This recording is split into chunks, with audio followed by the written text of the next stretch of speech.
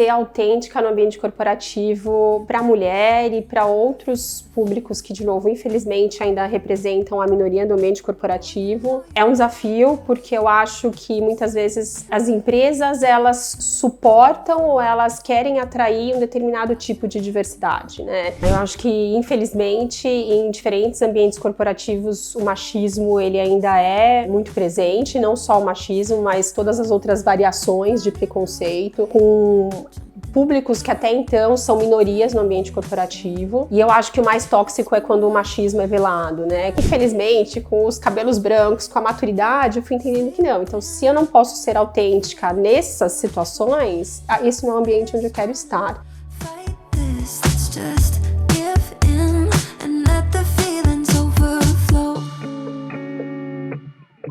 A Adriane tem 41 anos, sou filha de uma mãe que nasceu no Nordeste, veio do Ceará, morou durante muitos anos no interior de São Paulo. Meu pai veio de Portugal quando ele tinha 11 anos. Sou a mãe do Heitor, um garotinho de 6 anos, casada com o Ricardo e mãe de 5 pets, de 3 cachorros e 2 gatos. Sou formada em Relações Públicas e tenho uma longa jornada na indústria de eletrodomésticos, parte dessa jornada em RH, parte dessa jornada em comunicação institucional.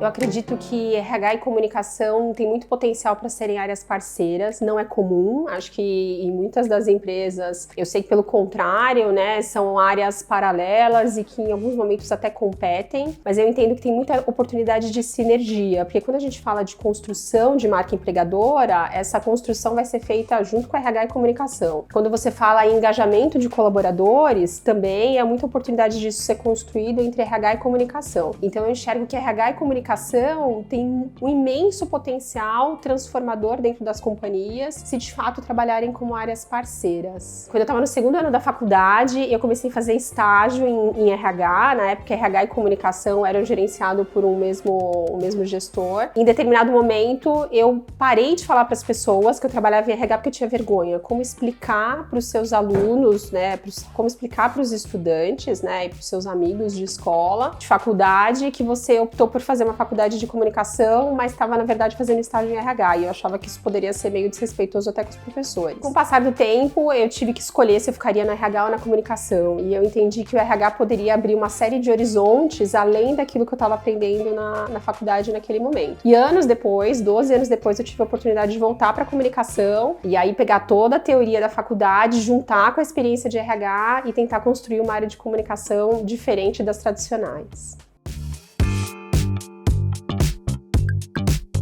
Eu acho que, infelizmente, em diferentes ambientes corporativos, o machismo ele ainda é muito presente, não só o machismo, mas todas as outras variações de preconceito, com públicos que até então são minorias no ambiente corporativo. E eu acho que o mais tóxico é quando o machismo é velado, né? Quando se tem um discurso, uma teoria de que há inclusão, há diversidade, e na verdade não há inclusão, não há diversidade, pelo contrário, há muito desrespeito. Acho que eu, durante a minha carreira, infelizmente, tive que lidar com diferentes situações envolvendo machismo e esse machismo velado, e o tempo todo eu tentei formar uma cadeia de ajuda, tentei me unir com outras mulheres com mais experiência do que eu, mulheres com experiências complementares à minha, pra gente compartilhar, muitas vezes, desabafos, né? Muitas vezes suspiros, choro, né? Muitas vezes sem saber qual que era a solução, e aí alguém complementava aquela situação que você estava vivendo, com uma experiência particular, com a experiência de uma outra amiga, com a experiência de uma ex-funcionária, e acho que isso fazia me fortalecer. Então, o tempo todo eu tentei contar com uma cadeia de ajuda, a maioria das vezes era uma cadeia de ajuda formada por mulheres, poucas vezes homens, mas algumas vezes sim, homens fizeram parte dessa cadeia de ajuda, e eu tentei fazer parte da cadeia de ajuda de outras mulheres. É algo que eu tenho muito cuidado e abro minha agenda e abro meu tempo, disponibilizo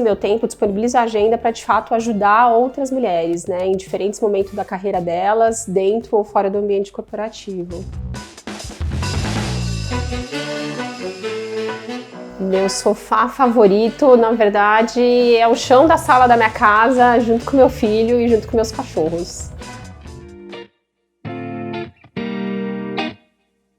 ser autêntica no ambiente corporativo para a mulher e para outros públicos que, de novo, infelizmente ainda representam a minoria do ambiente corporativo. É um desafio porque eu acho que muitas vezes as empresas elas suportam ou elas querem atrair um determinado tipo de diversidade, né? E às vezes eu brinco que se você ticou todo o checklist de diversidade que aquela empresa espera, ok, você representa a diversidade. Mas se você foge de qualquer um daqueles fatores, não, você não está pronta, você não está preparada para ficar aqui. Então eu acho que ser autêntico no ambiente corporativo é difícil, não é simples, é algo que eu tento fazer, tento incentivar os times que trabalham comigo a fazer, mas é um desafio, porque nem sempre o entorno ali no ambiente corporativo quer realmente lidar com a sua autenticidade. Então eu acho que é algo que eu podei durante muitos anos da minha carreira, durante muitos anos eu camuflei e eu fui uma Adriane que na verdade não era a Adriane que gostaria de ser ou a Adriane que poderia ser, porque havia uns padrões, né? E aí eu não me enquadrava nos padrões e em algumas situações, se você é mulher e você tem uma opinião muito forte, você é arrogante. Se você tem uma opinião diferente da opinião dos outros, você é uma pessoa prepotente, né?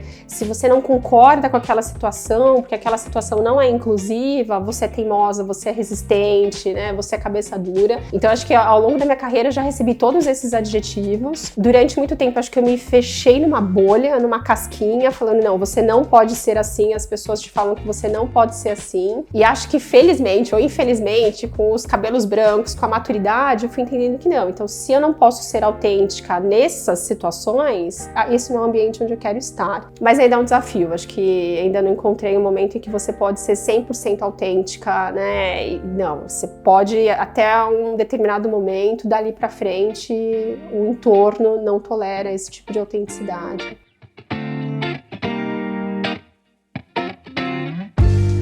Acho que lidar com a diversidade dentro da equipe é um desafio. Acho que a gente tende a buscar pessoas que sejam semelhantes a nós, que tenham um estilo de trabalho, uma velocidade, um ritmo de trabalho parecido com o nosso. E com o tempo você vai entendendo que a diversidade realmente ela é complementar, né? Só que para você realmente ter pessoas diversas, você tem que incentivar a tal da autenticidade, porque senão a pessoa ela vai encenar algo que ela não é e ela não vai conseguir realmente liberar o potencial que ela tem dentro dela, porque ela não está sendo autêntica. Né? Acho que durante a minha trajetória eu tentei e fui muito pressionada para trazer inclusão, né, e diversidade dentro do time. Muitas vezes havia uma restrição ali, né, de que eu precisaria incluir homens no time, né? Então a comunicação inclusiva representava trazer homens. Tá longe disso, né? Não é sobre gênero só a questão da inclusão, e principalmente na equipe corporativa. E aí a hora que eu tive que lidar com pessoas de outras nacionalidades,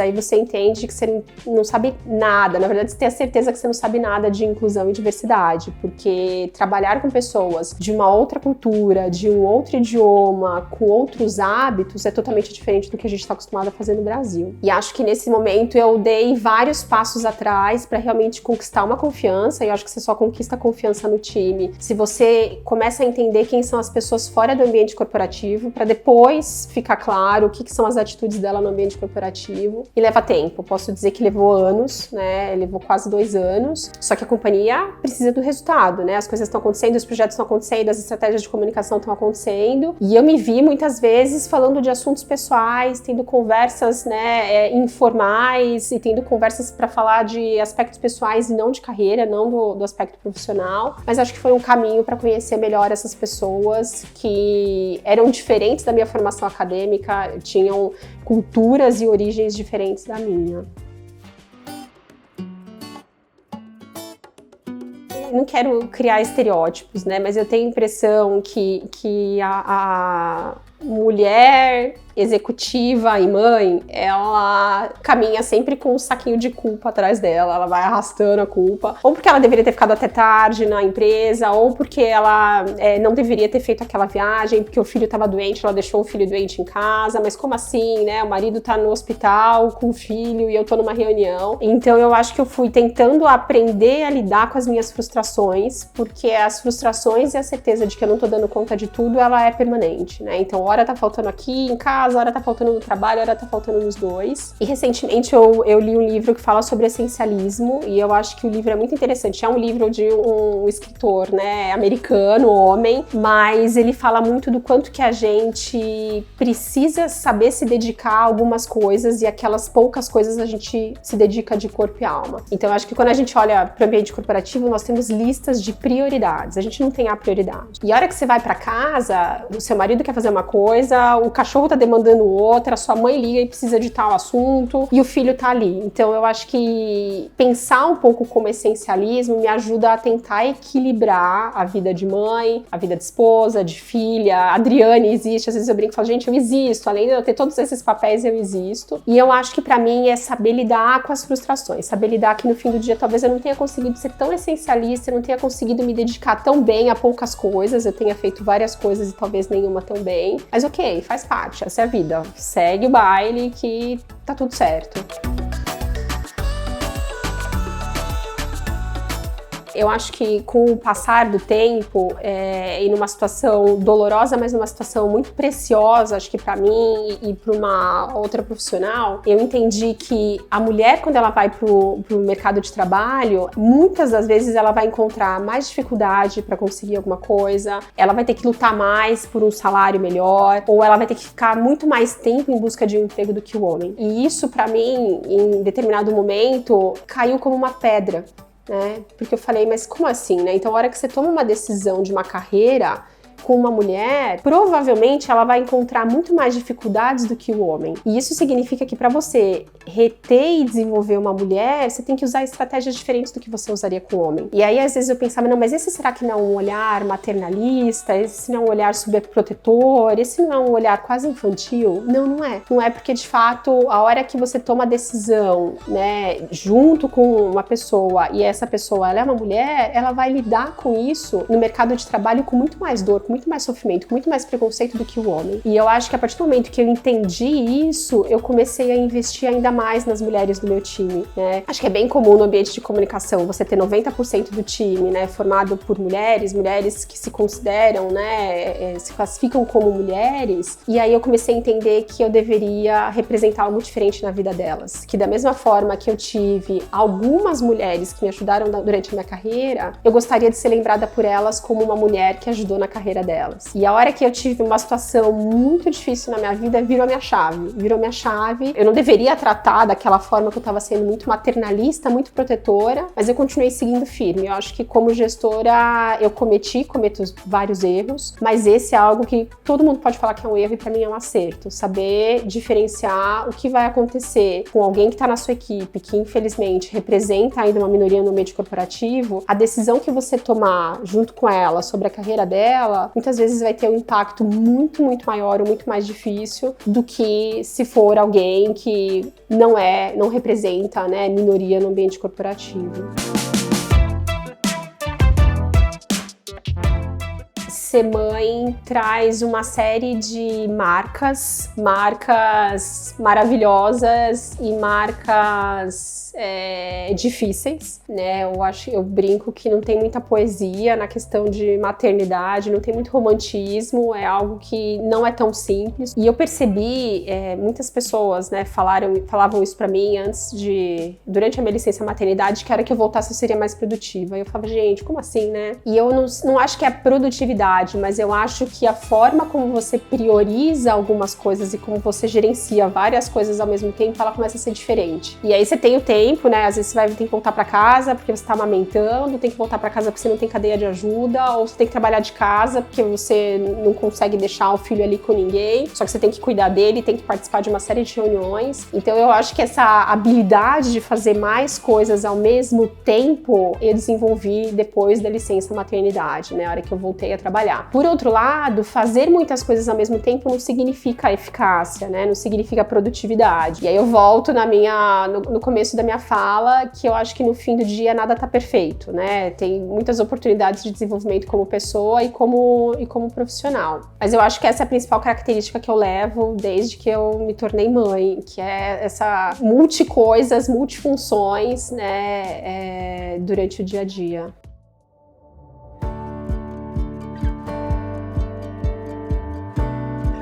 Eu acho que o mundo corporativo está atendendo às tendências e principalmente às inovações e aos novos canais, às novas oportunidades no ambiente digital, mas ainda é lento. Eu acho que o ambiente corporativo muitas vezes não sabe o que esperar da comunicação. Algumas vezes a comunicação não sabe como mostrar e convencer a relevância, né, sobre a relevância do trabalho da área de comunicação. Então eu acho que isso faz com que o ambiente corporativo muitas vezes ainda esteja atrás de toda a inovação que a área de comunicação pode trazer. Tenho a impressão, né, falando com outros profissionais da área de comunicação, que a comunicação está sempre antenada às tendências, às oportunidades, mas ainda é uma barreira implementar isso no ambiente corporativo. Eu acho que muitas vezes o ambiente corporativo ainda quer que a área de comunicação pense dentro de uma caixinha. Então, ótimo, mas fiquem aqui dentro dessa caixinha e façam o que a gente está pedindo. Não, mas o mundo é outro, a velocidade é outra, né? Você acha que antigamente um formador de opinião era um alto executivo da companhia? Não, qualquer pessoa hoje dentro do ambiente corporativo é um formador de opinião. E demora tempo, demora esforço para realmente você convencer a companhia de que as oportunidades estão na nossa mesa, a gente sabe como fazer, a gente consegue fazer, mas nem sempre o ambiente corporativo abre a caixa para a comunicação sair da caixa e realmente entregar todo o seu potencial.